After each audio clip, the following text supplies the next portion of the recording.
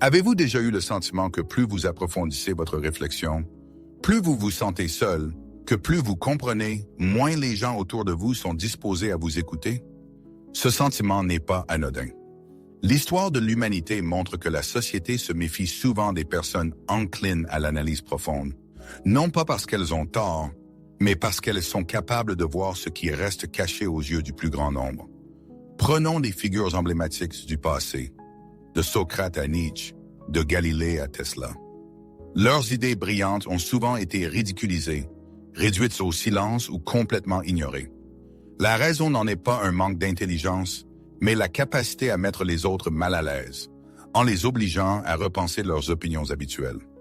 Arthur Schopenhauer, l'un des philosophes les plus directs, pensait même que l'intelligence elle-même était une sorte de malédiction, condamnant à l'isolement ceux qui avaient une vision trop claire du monde. Mais pourquoi en est-il ainsi?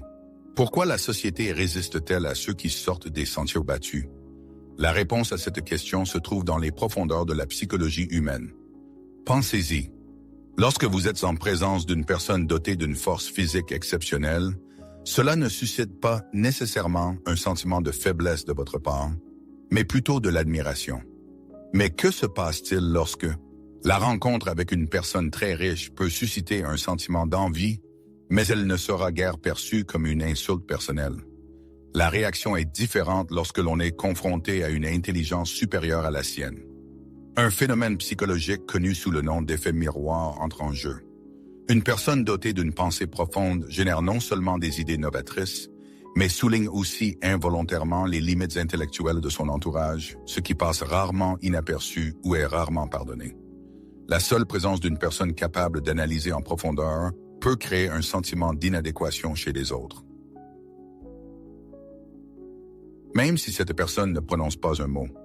Mais pourquoi l'intelligence, plus que d'autres formes de supériorité, provoque-t-elle un malaise aussi intense? Pour comprendre ce phénomène, il est nécessaire d'examiner les mécanismes par lesquels notre esprit perçoit et traite les diverses manifestations de supériorité. La force physique, par exemple, peut être perçue comme un potentiel de leadership ou de défense. La richesse suscite l'admiration pour la réussite et stimule les aspirations à des hauteurs similaires. Ces qualités, force, richesse, beauté, sont de nature externe. Toutes les supériorités ne peuvent pas toucher les cordes les plus profondes de notre conscience de soi, mais l'intelligence est une exception. Contrairement à la puissance physique ou aux biens matériels impressionnants, l'intelligence est inextricablement liée à notre identité personnelle. Les êtres humains ont tendance à se définir à travers le prisme de leurs propres réflexions, de leurs croyances et de leur perception individuelle de leur environnement. Lorsqu'il est confronté à une personne qui fait preuve d'un niveau de réflexion plus profond, qui est capable de remettre en question les perceptions habituelles et établies, cela peut être perçu comme une attaque contre son propre sens de l'estime de soi. Souvent, au lieu d'admirer la perspicacité de l'esprit, il y a une résistance subconsciente. Ce n'est pas parce que l'intellectuel est arrogant ou dédaigneux, mais parce que sa présence oblige les autres à se confronter à leurs propres limites intellectuelles. L'histoire montre qu'au fil des siècles, les personnes ayant une pensée originale se sont souvent retrouvées en marge de la société. Leurs idées ne sont pas seulement en conflit avec les opinions conventionnelles, elles touchent l'ego lui-même, et l'homme, par nature, est prêt à tout pour protéger son ego de l'inconfort et des tourments mentaux. Permettez-vous un instant de vous plonger dans le souvenir d'une expérience personnelle. Avez-vous déjà fait part d'une pensée profonde ou complexe au cours d'une conversation informelle et vous êtes-vous heurté à l'incompréhension ou à un silence gêné en réponse? Avez-vous remarqué que les gens s'empressent de changer de sujet de conversation dès que la discussion dépasse le stade de la banalité? Il ne s'agit pas d'un simple accident, mais plutôt d'une réaction de défense du psychisme humain. Lorsque les gens sont confrontés à une personnalité encline à la réflexion profonde, leur esprit se met instinctivement en mode d'autopréservation. Au lieu de manifester de l'intérêt et de la curiosité, ils résistent, et au lieu d'engager la discussion, ils préfèrent rejeter les idées nouvelles. C'est pourquoi les intellectuels, les philosophes et les visionnaires se retrouvent souvent isolés, non par choix, mais parce que la société les repousse inconsciemment. Il est intéressant de noter que selon les recherches, la confiance en soi est souvent beaucoup plus valorisée dans la société que l'intelligence. Les gens ont tendance à graviter autour de ceux qui respirent la confiance, même si leurs idées ne sont pas particulièrement profondes. C'est pourquoi les penseurs charismatiques mais simplistes ont un plus grand impact sur les autres. Les esprits superficiels ont tendance à être plus populaires que les personnes enclines à la réflexion profonde et capables de percevoir des nuances subtiles. L'histoire a connu de nombreux cas où des leaders capables d'enflammer les cœurs, des orateurs inspirant des exploits et des influenceurs dont les idées se propagent instantanément en ligne ont réussi en offrant au public ce qu'il voulait entendre, plutôt qu'en l'encourageant à l'analyse critique. Dans le même temps, ceux qui osent remettre en question les vérités admises ont souvent du mal à trouver un large soutien. C'est le paradoxe de l'intelligence. Plus on insiste sur la recherche de la vérité, plus on s'éloigne du point de vue de la majorité. Cet effet de miroir ne reflète pas seulement les défauts de la société, mais explique aussi pourquoi elle résiste si obstinément au changement. Cependant, une question légitime se pose. Si l'intelligence est une menace si sérieuse, existe-t-il des preuves scientifiques que les gens en ont réellement peur? La recherche neurobiologique moderne apporte une réponse affirmative. Les scientifiques ont découvert que lorsqu'une personne se sent intellectuellement inférieure, l'amygdale, la zone du cerveau responsable de la reconnaissance de la peur et des menaces, est activée. En d'autres termes, la pensée profonde n'est pas seulement une affaire d'eux. La rencontre avec l'intelligence peut être déstabilisante, réveillant des instincts d'autopréservation similaires à ceux qui se manifestent face à un danger réel. La question qui se pose est la suivante. Pourquoi la supériorité intellectuelle active-t-elle les mêmes circuits de peur dans le cerveau qu'une menace physique? La réponse se trouve dans l'histoire évolutive du cerveau humain. Pendant la majeure partie de l'existence de l'humanité, la survie était déterminée moins par l'intelligence que par la capacité à être accepté dans la société. Les ancêtres prospéraient dans des tribus où la cohésion sociale garantissait la sécurité, tandis que l'exil du groupe équivalait à la mort, car l'isolement rendait une personne vulnérable. C'est pourquoi le cerveau humain est programmé par l'évolution pour rechercher l'approbation sociale plutôt que la réussite intellectuelle. Lorsqu'une personne à l'intelligence exceptionnelle apparaît dans la société, elle perturbe involontairement l'équilibre. Sa présence remet en question les perceptions établies, les normes acceptées et la dynamique de groupe. Cela déclenche les mécanismes de défense du cerveau qui perçoit la personne comme une menace potentielle et non comme une personne capable d'une réflexion plus approfondie. Les intellectuels se sentent souvent aliénés, non pas en raison d'un manque de sociabilité, mais parce que leur capacité intellectuelle exceptionnelle contraste avec une société qui valorise le conformisme au détriment de l'individualité. Une étude scientifique menée à l'Université de Stanford en 2021 a présenté des résultats encore plus frappants. La perception des penseurs profonds varie en fonction des circonstances. Dans les conversations en tête-à-tête, lorsque l'on est seul avec un intellectuel, le sentiment de menace s'estompe.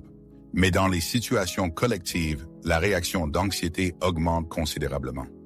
Quelle en est la raison? Le fait est que dans les groupes, le statut social devient primordial. Les personnes qui les entourent ne réagissent pas tant à l'intelligence elle-même qu'à la façon dont elles sont perçues par rapport à elles. Si quelqu'un se sent rabaissé en présence d'un penseur profond, il cherche inconsciemment à le discréditer ou à l'exclure afin de protéger son statut social. C'est pourquoi les intellectuels ont souvent des conversations franches en privé, mais les personnes très intelligentes ont parfois du mal à s'adapter aux événements sociaux de grande envergure. Les chercheurs en psychologie ont découvert un certain nombre de traits cognitifs qui éclairent les raisons du rejet social de l'intelligence. En particulier, l'effet Dunning-Kruger démontre que les personnes aux capacités limitées ont tendance à surestimer leur niveau de connaissance, alors que celles qui ont une intelligence exceptionnelle ont au contraire tendance à s'autocritiquer et à douter. Cela crée une certaine dissonance. Les personnes aux connaissances modestes sont souvent convaincues d'avoir raison et rejettent les idées qui nécessitent une analyse plus approfondie. En outre, le biais du statu quo joue un rôle. L'esprit humain préfère les concepts familiers aux vérités nouvelles et complexes. L'intelligence génère souvent des idées qui peuvent perturber les points de vue établis et provoquer un malaise. L'effet de rétroaction est également un facteur important. Lorsque les gens sont confrontés à des informations qui contredisent leurs croyances, non seulement ils ne changent plus d'avis, mais ils s'enracinent encore davantage dans leurs convictions. Les penseurs profonds sont souvent confrontés à des réactions similaires lorsqu'ils présentent des idées complexes et innovantes. Dans le monde numérique d'aujourd'hui, les médias sociaux. Ce préjugé contre l'intelligence a été renforcé. Les algorithmes modernes, dans un effort pour maximiser l'engagement de l'audience, négligent souvent la profondeur du contenu. En raison de ce phénomène paradoxal, les contenus controversés et chargés d'émotions se répandent à une vitesse incroyable, éclipsant les arguments réfléchis et fondés sur des preuves. Il suffit de regarder les contenus les plus viraux pour constater cette tendance. Des bribes d'informations simples, faciles à retenir et, malheureusement, souvent trompeuses, dominent sur des discussions détaillées et multiformes. Plus le niveau intellectuel d'une personne est élevé, plus il lui est difficile d'intégrer des idées complexes dans des formats concis et attrayants en vue d'une diffusion virale. En fin de compte, la société s'oriente de plus en plus vers le divertissement plutôt que vers la connaissance, ce qui crée des obstacles supplémentaires à la reconnaissance des penseurs profonds. Quelles sont les implications de cette situation pour les intellectuels? Le rejet de l'intelligence n'est pas seulement un phénomène social. Il a des racines biologiques, psychologiques et culturelles. Il est ancré dans la nature humaine elle-même, soutenu par la dynamique du comportement de groupe et renforcé par la technologie moderne. Toutefois, cela ne signifie pas que les penseurs profonds doivent abandonner leurs convictions. Pour produire des idées innovantes, il faut reconnaître les forces qui s'y opposent. Que cultive une société qui rejette l'intelligence? La réponse réside dans la recherche du confort, dans un monde qui valorise la prévisibilité au détriment de la vérité. Arthur Schopenhauer, éminent philosophe connu pour son honnêteté sans concession, affirmait que l'intelligence n'est pas une bénédiction, mais plutôt une malédiction. Contrairement aux penseurs qui considéraient l'intelligence comme la clé du succès, Schopenhauer estimait que plus une personne était intelligente, plus il lui serait difficile de trouver un terrain d'entente avec la société. Mais pourquoi l'intelligence devient-elle un tel fardeau? Le concept philosophique de Schopenhauer repose sur la notion de volonté, une force aveugle et irrationnelle qui détermine le comportement humain. Selon lui, la plupart des gens vivent leur vie en obéissant à la volonté de vivre, en recherchant le plaisir, le confort et la survie. Cependant, les personnes dotées d'une grande intelligence agissent différemment, ne suivant pas aveuglément leurs instincts. Les intellectuels, mutés par des instincts plus que naturels, s'efforcent de développer la volonté de connaître la vérité, ayant une soif inextinguible de comprendre la réalité qui les entoure, même si cette connaissance est source d'inconfort. Alors que les Philistins recherchent le plaisir et évitent les vérités difficiles, les penseurs profonds recherchent la vérité en dépit de la souffrance et de l'aliénation possible. Il en résulte un profond fossé entre l'élite intellectuelle et le reste de la société. Alors que la plupart des gens trouvent le sens de la vie dans les relations interpersonnelles, les divertissements et les plaisirs habituels, les intellectuels sont souvent frustrés par ces aspects, qu'ils perçoivent comme des distractions par rapport à des questions existentielles plus profondes. Selon Arthur Schopenhauer, plus on comprend la nature humaine, plus il est difficile d'entrer en contact avec les autres parce qu'on voit les mensonges et les tromperies qui se cachent derrière la surface. La plupart des interactions sociales se réduisent à des bavardages, à des jeux de statut et à une insincérité courtoise. Et les intellectuels qui valorisent la vérité par-dessus tout éprouvent souvent des difficultés à participer à ces conventions. Ils recherchent de la profondeur, mais la société favorise la superficialité. Le désir de simplicité est une caractéristique de la nature humaine. De nombreuses personnes privilégient les conversations superficielles, alors que les individus dotés d'une intelligence avancée recherchent des discussions significatives, ce qui crée certaines difficultés dans leur communication quotidienne. Ils ont souvent l'impression de s'ennuyer et d'être déconnectés parce que leur vision du monde diffère considérablement de la vision conventionnelle. Les penseurs profonds se rendent compte de la futilité de nombreuses entreprises humaines. Arthur Schopenhauer considérait les désirs et les ambitions comme des concepts illusoires. Selon lui, la plupart des gens consacrent leur vie à la recherche de biens matériels, de pouvoir et de relations personnelles. Cependant, les intellectuels remettent souvent en question le bien fondé de ces activités, ce qui peut donner l'impression qu'ils sont détachés ou indifférents à ce qui préoccupe la plupart des gens. C'est pourquoi les intellectuels se sentent souvent incompris, aliénés, voire rancuniers. Leur seule présence oblige ceux qui les entourent à faire face à des vérités désagréables sur eux-mêmes que beaucoup tentent d'éviter.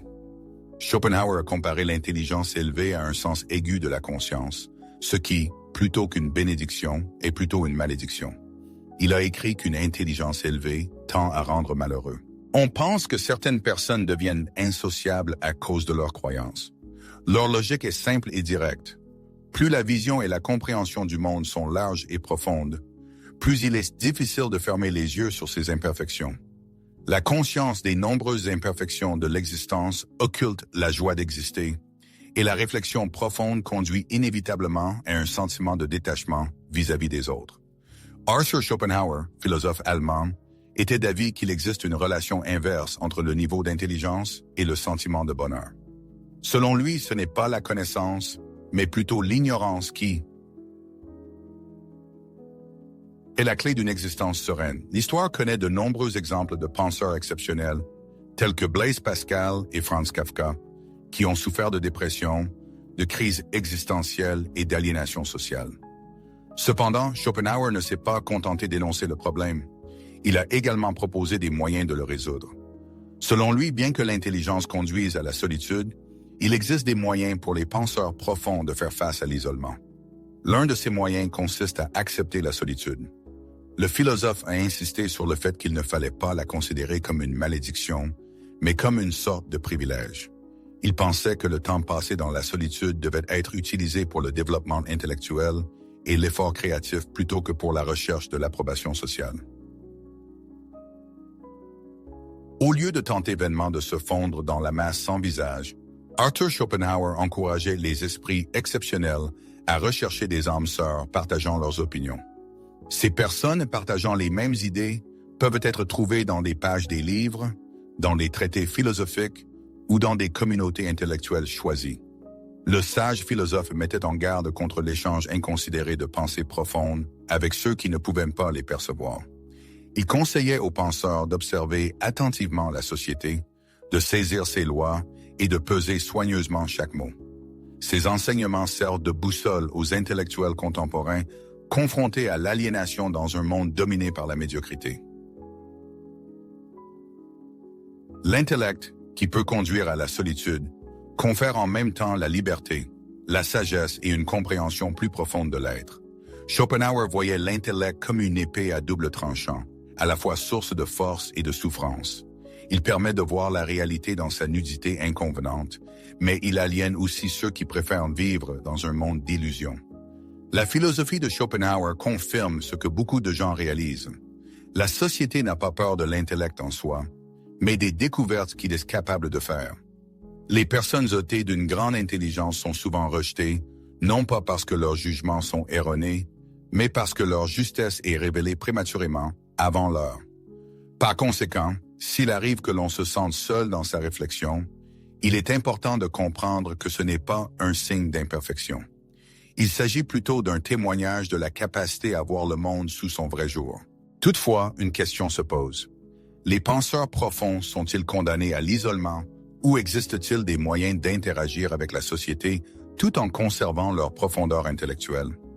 Il convient de reconnaître que la structure sociale n'a pas été conçue à l'origine pour accueillir des personnes à la pensée hors des sentiers battus. Son principal objectif est de maintenir la stabilité et l'ordre. La plupart des gens préfèrent le confort et la prévisibilité plutôt que d'affronter des vérités inconfortables. C'est pourquoi les conversations superficielles, les idées simples et les contenus qui ne nécessitent pas d'analyse approfondie dominent les médias sociaux et les interactions quotidiennes. Mais pourquoi le confort et la stabilité sont-ils placés au-dessus de la profondeur intellectuelle? Pourquoi la société résiste-t-elle au changement, même lorsqu'il recèle un potentiel de progrès et d'amélioration? La réponse à cette question réside dans la manière dont La psychologie humaine est inextricablement liée à l'influence des institutions sociales qui façonnent notre pensée dès notre plus jeune âge.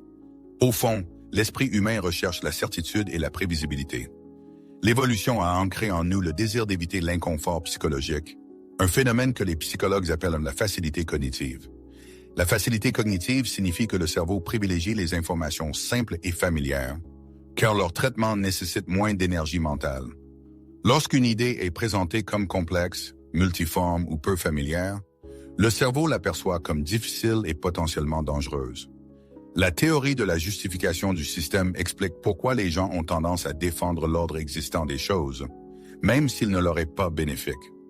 Plutôt que de remettre en question l'autorité ou les croyances dépassées, la plupart des gens préfèrent les rationaliser, car le changement semble trop incertain. La pensée de groupe se manifeste par le fait que les gens préfèrent se conformer aux croyances communément admises, plutôt que de risquer d'être rejetés par la société en les remettant en question. C'est pourquoi le grand public manifeste souvent une aversion pour la dissidence intellectuelle, même lorsqu'elle est étayée par des faits indéniables. Cette tendance psychologique ancrée à simplifier plutôt qu'à analyser en profondeur explique pourquoi les esprits éminents, les philosophes et les scientifiques ont souvent du mal à obtenir la reconnaissance du public, en particulier de leurs vivants. À l'ère du numérique, qui est le plus médiatisé sur les réseaux sociaux? Loin des intellectuels, ce sont ceux qui sont capables de transformer des concepts complexes en bribes d'informations mémorables et virales. Les discussions approfondies peinent à s'imposer parce qu'il faut du temps pour en comprendre la profondeur, alors que le contenu viral suscite instantanément l'émotion et est facile à digérer. Les algorithmes encouragent l'engagement du public, et rien n'engage plus les gens que la controverse, l'indignation ou l'humour, qui mettent souvent à l'écart le dialogue intellectuel rationnel. Des chambres d'écho se développent, où les gens ne sont confrontés qu'à des informations qui renforcent leurs croyances existantes, ce qui rend l'accès à l'information plus difficile. Dans le monde actuel dominé par les jugements superficiels et les réactions instantanées, les penseurs originaux se heurtent à de sérieux obstacles. La société semble réticente à accueillir de nouvelles idées, privilégiant les points de vue établis et les approches conservatrices. Dans un tel environnement, les personnes dotées d'un esprit analytique profond, qui osent remettre en question les vérités conventionnelles, se retrouvent souvent isolées, confrontées à l'incompréhension, voire à l'hostilité. Cette aversion pour la pensée originale ne se manifeste pas seulement dans l'espace virtuel, mais trouve également ses racines dans le système éducatif et la culture d'entreprise. Les écoles, tout en déclarant leur attachement au développement de l'intelligence, privilégient souvent l'obéissance et le conformisme. Les élèves qui démontrent leur capacité à mémoriser et à reproduire des informations réussissent, tandis que ceux qui font preuve d'esprit critique et remettent l'autorité en question sont souvent évalués négativement. Le monde de l'entreprise ne favorise pas les employés les plus doués et les plus créatifs, mais ceux qui peuvent s'adapter à la culture existante et maintenir une hiérarchie d'autorité. L'arène politique ne fait pas non plus exception. Les dirigeants qui proposent des solutions audacieuses et peu orthodoxes, fondées sur la logique et l'analyse, sont souvent dépassés par ceux qui se contentent de répondre aux exigences de l'électorat en évitant les questions complexes et controversées. L'histoire connaît de nombreux exemples où des esprits exceptionnels, dont les idées ont ensuite bouleversé le monde, ont été rejetés, voire persécutés par la société. Le paradoxe est que, tout en proclamant la valeur de l'intelligence, de l'innovation et de la pensée critique, la société ne reconnaît souvent ces qualités que lorsqu'elles deviennent sûres et acceptées. Le destin de Galileo Galilei, dont les découvertes scientifiques ont provoqué la colère de l'Église et conduit à l'emprisonnement du scientifique, en est une illustration frappante. Aujourd'hui, Galilée est honoré comme un génie qui a jeté les bases de la science moderne. Vincent van Gogh, dont les peintures sont aujourd'hui évaluées à des millions de dollars, est mort dans la pauvreté et l'obscurité. Nikola Tesla, dont les inventions ont révolutionné le secteur de l'énergie, n'a pas non plus été reconnu de son vivant. La société a tendance à rejeter l'intelligence lorsqu'elle remet en cause les normes et les traditions établies. La reconnaissance n'intervient qu'après coup, lorsque les idées novatrices ne constituent plus une menace pour l'ordre des choses existantes. Que doivent donc faire les personnes dotées d'une pensée extraordinaire lorsqu'elles sont confrontées à l'incompréhension? Si vous vous êtes déjà senti seul et incompris en raison de la profondeur de vos pensées, sachez que vous n'êtes pas seul. L'histoire regorge d'exemples d'esprits brillants ridiculisés et persécutés. Tout au long de l'histoire, les esprits novateurs ont souvent été confrontés au rejet, voire à l'hostilité pure et simple de leurs contemporains. Leurs idées progressistes, qui semblaient dangereuses, destructrices ou simplement incompréhensibles pour la société de l'époque, ont souvent été rejetées ou ignorées. Tous ces penseurs exceptionnels avaient une chose en commun. Ils étaient très en avance sur leur époque, et c'est pour cette perspicacité qu'ils ont dû en payer le prix. Socrate, reconnu comme le père de la philosophie occidentale, a consacré sa vie à l'analyse et à la critique incessante des croyances établies. Il a encouragé les gens à penser de manière critique, à explorer leurs propres idées et à adopter la logique au lieu de suivre aveuglément la tradition. Cependant, au lieu d'être reconnu et admiré pour sa sagesse, Socrate a été jugé pour avoir corrompu la jeunesse et manqué de respect aux dieux. La véritable raison de la persécution du philosophe était son désir d'encourager les gens à penser de manière indépendante. Bien qu'il ait eu la possibilité d'éviter l'exécution, Socrate a préféré s'empoisonner plutôt que d'abandonner ses principes. Ses dernières paroles, devenues un slogan, « La vie non examinée ne vaut pas la peine d'être vécue », était un puissant avertissement sur la façon dont la société craint ceux qui osent remettre en question ses fondements. Le seul crime de Galilée est d'avoir découvert la vérité. Le renversement triomphal des dogmes établis. L'histoire de Galilée et de Friedrich Nietzsche. Lorsque Galilée a prouvé par son génie scientifique le modèle héliocentrique du monde, il a porté un coup fatal à des croyances religieuses vieilles de plusieurs siècles.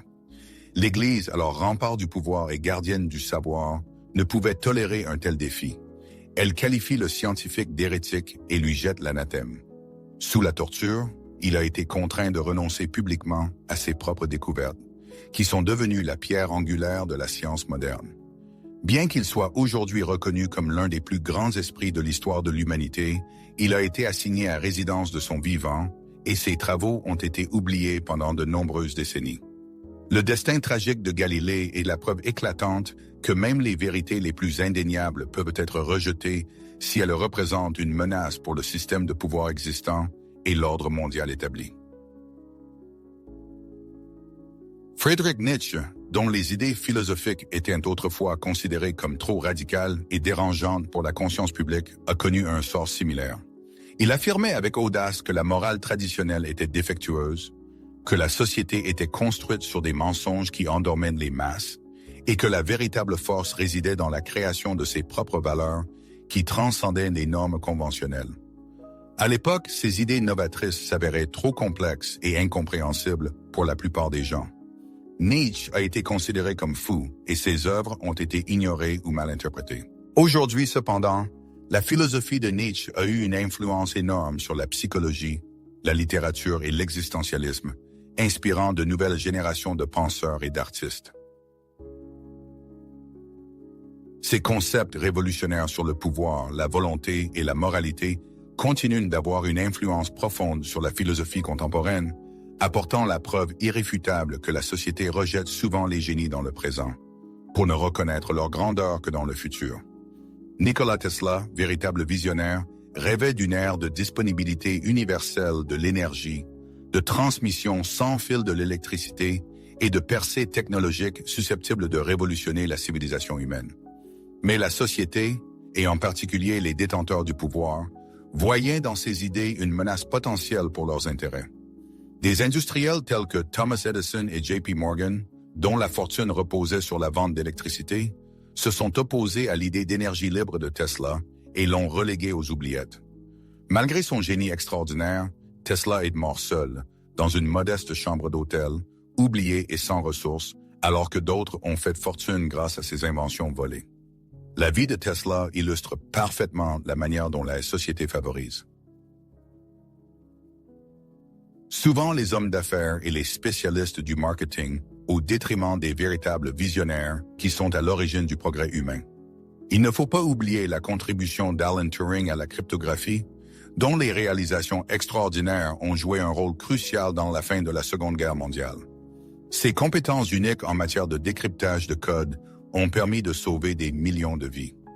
Alan Turing, le génie dont les théories pionnières en informatique ont posé la pierre angulaire de l'intelligence artificielle moderne, a été victime des préjugés de son époque.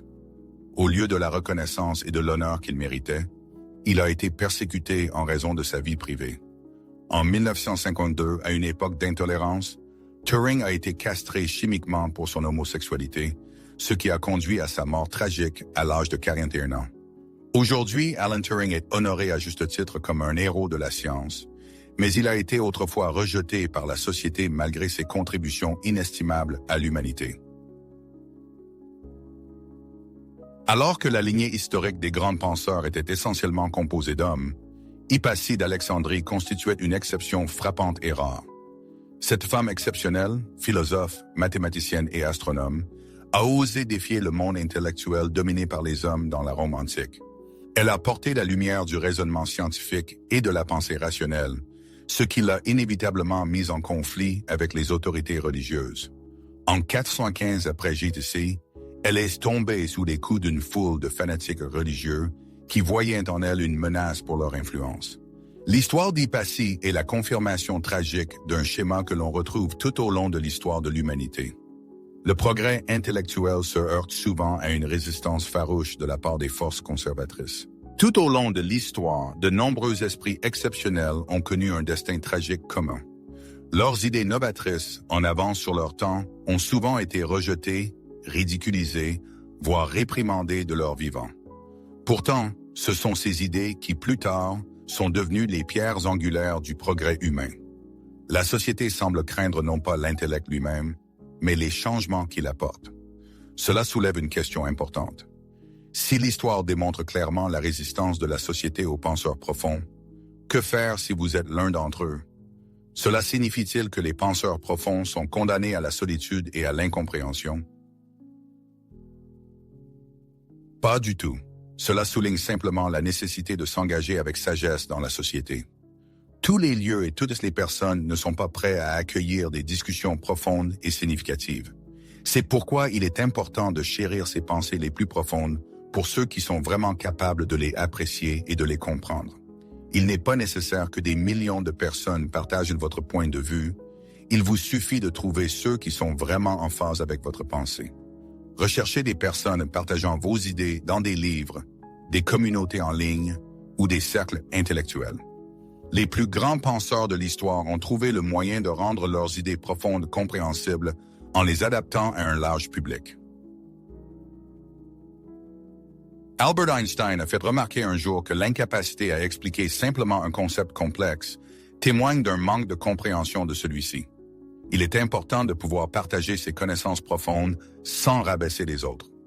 Arthur Schopenhauer, pour sa part, a affirmé que le talent se manifeste dans la capacité à atteindre des objectifs inaccessibles aux autres, tandis que le génie est capable de voir des objectifs que personne n'a jamais remarqués auparavant. Les personnes dotées d'une pensée profonde perçoivent le monde différemment, ce qui est parfois source d'incompréhension et d'inconfort pour les autres. Toutefois, cela ne doit pas les empêcher de poursuivre une analyse et une réflexion approfondie. La société a besoin de ces penseurs, même si elle n'est pas toujours prête à les accepter. Si vous avez déjà eu l'impression d'être un étranger en raison de vos pensées non conventionnelles, sachez que vous n'êtes pas seul. Même si la société peut se sentir intimidée par les penseurs profonds, ceux-ci sont les moteurs du progrès humain. Si ces idées vous touchent, partagez vos réflexions et vos expériences dans les commentaires. Avez-vous déjà été rejeté à cause de vos idées profondes? Lançons la discussion. Et si vous voulez continuer à explorer les idées des plus grands esprits de l'histoire, abonnez-vous à la chaîne. Ce n'est que le début.